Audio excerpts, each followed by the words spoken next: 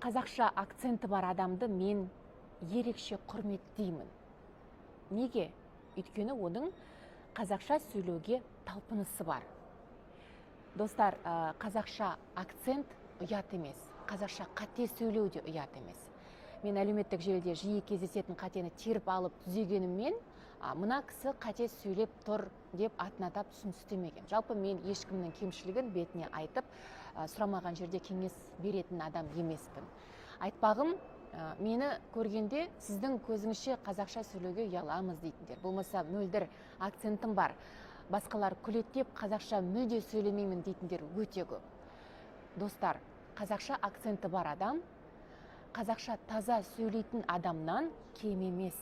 Оның білімі, деңгейі, байлығы акцентінің бар жоғымен өлшенбейді. Қазіргі заман жастары қазақша акценті болғанына кінәлі емес. Сіз оны да түсінуіңіз керек. Ал тырысып жатқан адам, оны келемеждеп, күлкіге батырған адамнан әлдеқайда жоғары. Демек, ақылды адам өзін біреуден ақылдырақпын деп есептемейді.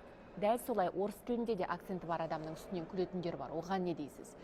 Ол орыс тілінде таза сөйлеуге міндетті емес. Жалпы біреу сізге ештеңе міндетті емес. Сондықтан құрметті менің ақылды оқырманым, алдыңызда тұрған адамның қазақшасы, болмаса орысшасы нашар болса, акценті болса, ұятқа батырмаңыз. Керісінше қолдаңыз.